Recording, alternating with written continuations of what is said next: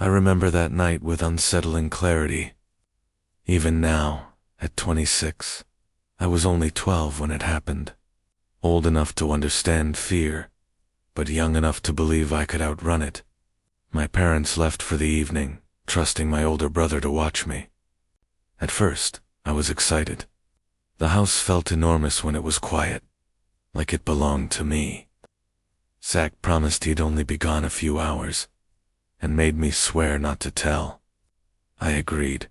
I didn't realize that silence would soon become my enemy. When Zach left, the house changed. It became too still. I sat in the den and turned on a scary movie, convincing myself it was harmless fun. It wasn't. The sounds of the house blended with the film, creaking floors, wind scraping against the windows, the refrigerator clicking on in the dark. Every loud moment made me flinch. I kept looking toward the stairs, half expecting someone to be there. The fear wasn't on the screen anymore. It was in the house. Eventually I couldn't take it. I shut off the TV and ran upstairs, heart pounding, the way kids do when they turn off the lights, convinced something is chasing them. I brushed my teeth quickly, barely looking at my reflection. Then I went to my room and turned on my Xbox. Noise felt like safety. I played for hours, losing myself in the game, until frustration replaced fear. I decided to sleep, assuming my brother would be home any minute. Not long after lying down, I felt the front door close. Relief washed over me. I assumed Zach was home, but the sounds that followed didn't make sense. No footsteps upstairs, just slow movements below. Thumps, shifting noises. Too deliberate. I looked out my window, expecting to see his car. The driveway was empty. That's when panic took hold. I had no phone, no way to call for help. I locked my bedroom door, knowing how useless the lock really was. Anyone could open it. Desperate, I crawled into the wall closet and pulled the door shut. I told myself I was imagining things, that he was just my brother. Then someone tried the door. Seconds later, it opened. Someone entered my room. I stayed perfectly still, barely breathing, listening to footsteps circle the room. Every creak felt like a countdown. Time stopped meaning anything. Drawers opened, objects shifted. Something scraped across the floor. I prayed it was Zach. I prayed it would end. Minutes felt like hours. Eventually, the footsteps faded. I stayed hidden long after silence returned, until I heard my brother calling my name. When I stepped out, he was angry, asking what I'd done to his room. That's when I knew it wasn't him. We searched the house together. Drawers emptied, electronics gone. Someone had been there and taken their time. Zach called the police. His voice was shaking. When our parents arrived, everything exploded. Anger, tears, punishment. I wasn't punished. I was broken. That night followed me for years. It taught me how thin the line between safety and danger really is. Years earlier, I lived with my grandparents in a quiet town. We had a neighbor named David. Friendly, trusted. One night, I was briefly left alone. Grandpa reminded me not to open the door for strangers. Minutes after he left, someone knocked. It was David's voice. Familiar, calm. I let him in. He was drunk. His hands grabbed my shoulders, and everything changed. He dragged me into the kitchen, pressed a knife against my stomach, whispered things I can't fully remember. Only the fear. When my grandparents' truck returned, relief surged. Too soon? David covered my mouth. My grandma screamed. My grandpa charged him with pure rage. I was thrown aside. Then it was over. David was gone. The police were never called. Silence buried the truth. Years later, I realized what my grandpa may have done. Late-night drives, hunting trips, respected friendships. Some things disappear quietly in small towns. That realization chills me, more than the knife ever did.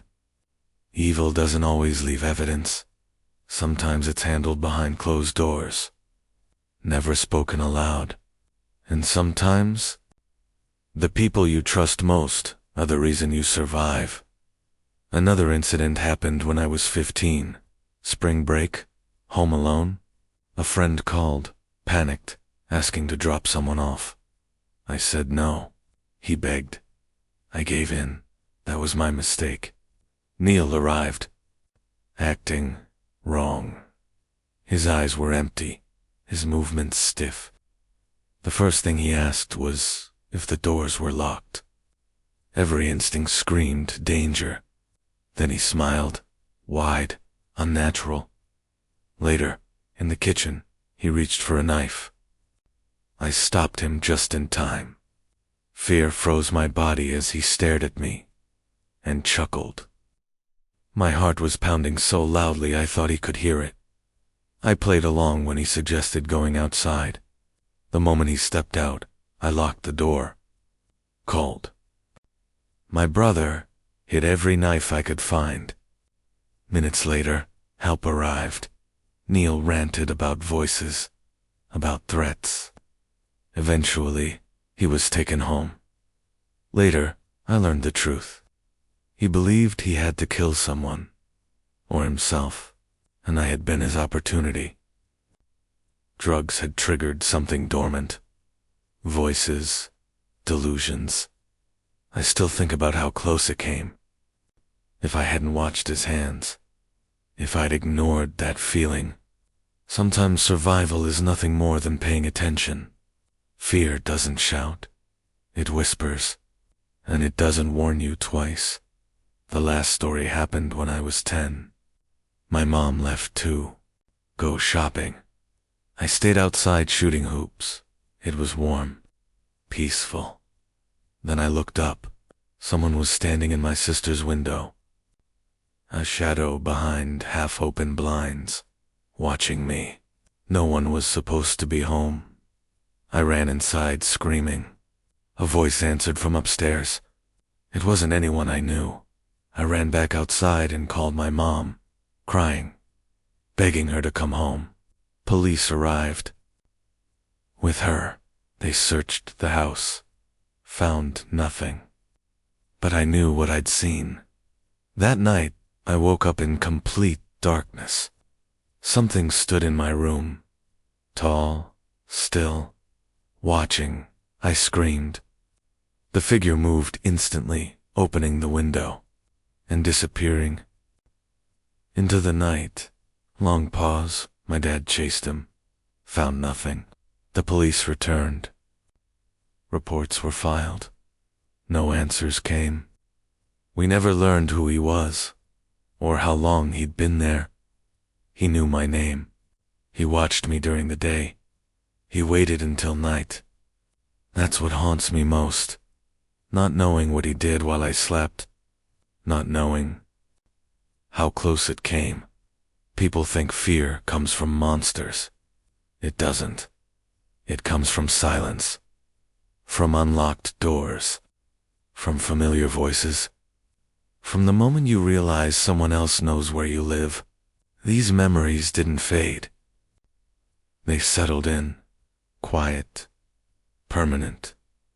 They changed the way I see the world, the way I listen, the way I lock my doors. Every story taught me the same lesson. Danger rarely announces itself. It blends in, it waits, and when it finally shows its face, it's already inside. That truth stays with you. Long after the fear fades. Long after the house feels quiet again. I don't scare easily now, but I trust my instincts. When something feels wrong, I listen. Because I didn't survive by being brave, I survived by being afraid. Fear kept me alive. It still does. And I've learned to respect it. Some doors should never be opened. Some voices should never be trusted. And some memories never leave. No matter how much time passes. They follow you, quietly, patiently. I still hear footsteps in empty houses. Still glance at windows. Still check locks twice. Fear doesn't disappear. It just learns how to hide. These weren't ghost stories. No curses. No legends.